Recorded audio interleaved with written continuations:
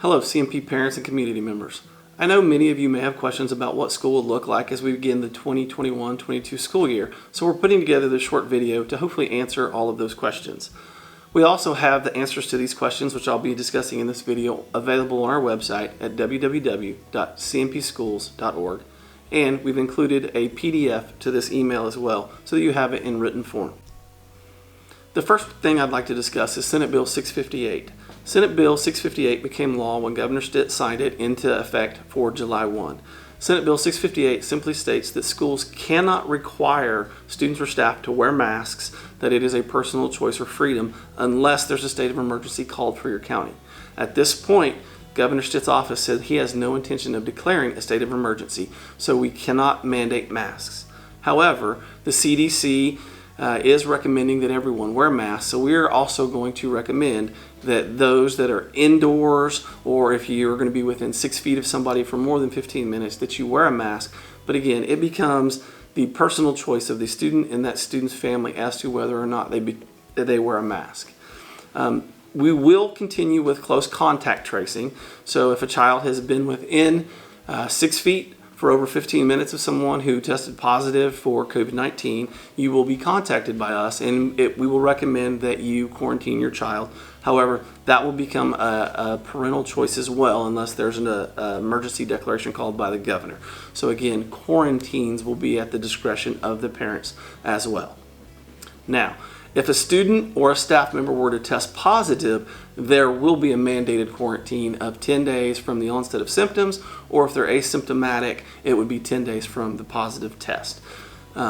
So as we move forward, again, those who are positive with COVID-19 or any of its variances, those will be quarantined. And the next topic I'd like to discuss is what will the school day actually look like, or the school week. And we are planning on being in school on a traditional school schedule 5 days a week and try to do our normal school schedule. We do have 2 virtual days, which students are responsible for doing the work for and attending the sessions and such, which are set into our calendar for September 3rd and September 24th.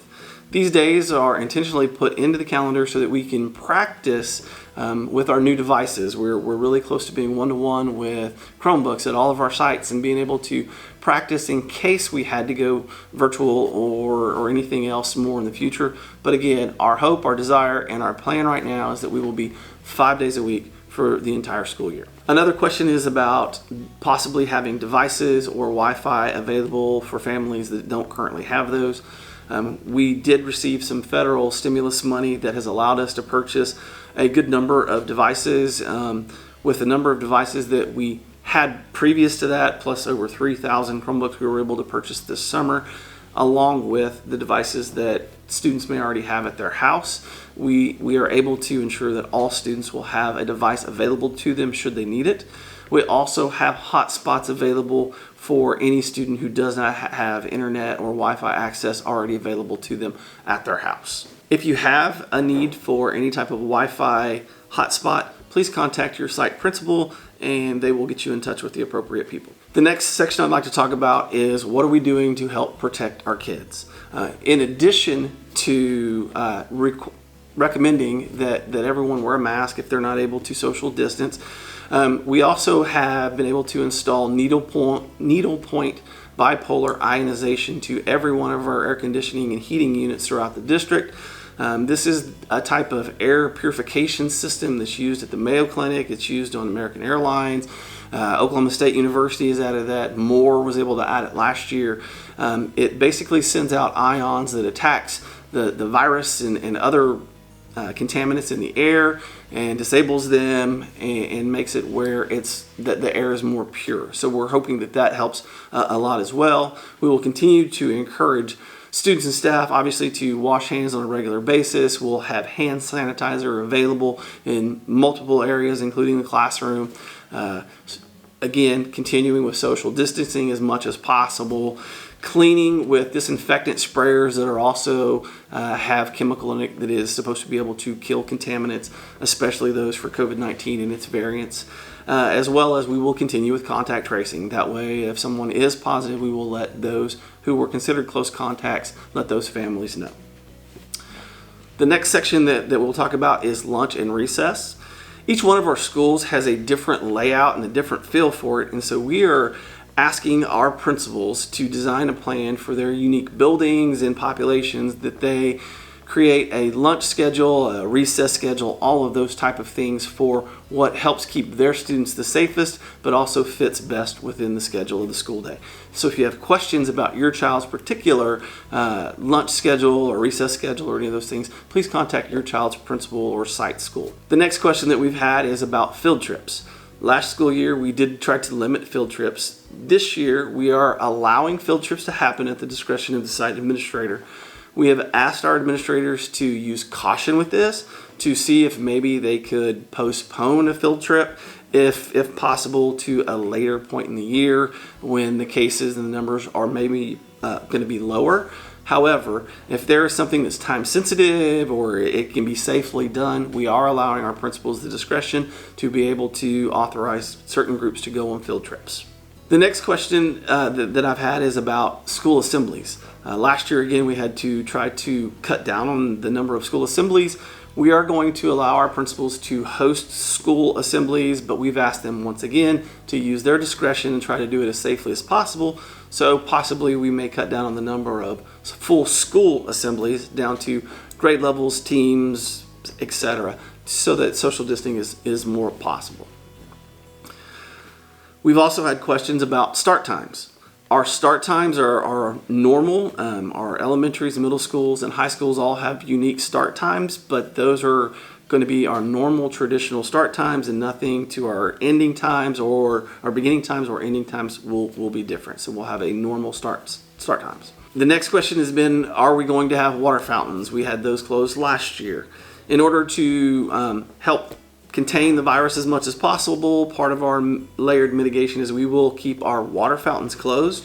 We do have water bottle filling stations at all of our sites, as well as we've encouraged students to bring water bottles from home that they can carry with them throughout the day. Another question is over open house. Last year we had to modify that quite a bit. We are going to have traditional open houses. However, our principals are going to try to split it up by alphabet. I do understand not all families will necessarily be available at the time that they're given by their principal, so they're going to be flexible, but we are going to ask that families try to fit into their slotted time so that the sheer numbers of people inside a classroom at any one time may be mitigated and be lower. The next section that we'll talk about is our special education students. In Choctaw-Tacoma Park, we consider our special education students just like our traditional students, so any opportunity that we have for our regular population will also be afforded to our special ed population. The next section of questions that we'll discuss is lockers. This is primarily for secondary students. Most of our elementary schools do not have lockers, but in our secondary settings, we are going to allow students to have lockers at the request of the student or the parent. The times that they're allowed to visit these lockers will be adjusted to before school, at their lunch period, and at the end of the day. So they won't be going in between each class period. And these will only be handed out on a situation when the student or the parent actually requests it from the teacher or the administration. A big thing that you can do as parents to help us with this is to do daily symptom checks with your child. The state of Oklahoma, the State Department of Health has put out symptoms that are related to both COVID-19 and the Delta variant, and they've given a suggestion of when to keep your child home. And they've got two categories of symptoms.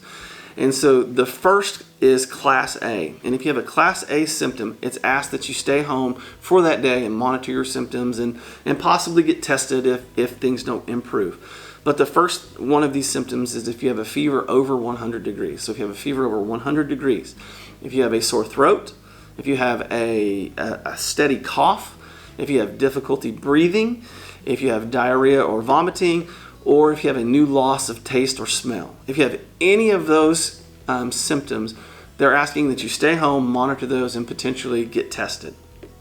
The second class is Class B symptoms. And if you have 3 or more of these symptoms, you're asked again to stay home and possibly get tested for COVID-19. And these are stuffy or runny nose, fatigue, chills, nausea, loss of appetite, elevated temperature but not above 100 degrees, or the new onset of a severe headache. So if you have a combination of 3 or more of those, it's asked that you stay home. So again, we're asking parents as a part of a layered mitigation, if you'll just watch over your children, talk to them, do these daily symptom checks before sending them to school, that will help us as well. And then the final thing is, I just want to say what a privilege it is to work with our community. Our teachers are working really hard behind the scenes to prepare their classrooms. Our principals are working to make sure everything's as safe as possible. And I know parents, you're doing everything on your end to make sure that your kids are ready for the school year. I just ask that we work together to do what's best for our kids. You again have the right to make personal choices. We're recommending mask wearing, but we are leaving that up to parents. But I come to you asking, if you have questions, if you need clarification, that you contact your child's school or administration before just taking rumors or false things that are being put out on social media, because a lot of stuff is posted that by the time it gets to us, we've not had a chance to communicate back with parents that that's not accurate. So if you hear something that you feel is not right or just seems outlandish, please contact your site's administration. Let us know what you're hearing. We'd be happy to dispel any false information that may be out there, as well as we, again, want to work together. We're a partnership, and the students will be better served when the parents and the schools and the administration and the teachers and everyone works together, and that's what we need to do. We as adults need to set the example for our students to show them how adults take care of issues and work to the betterment of the children. So again, thank you for trusting Choctaw Nicoma Park to educate your children and allowing us to work with them. It is truly a privilege, and we look forward to a very exciting, positive 2021-22 school year. Thank you and have a good day.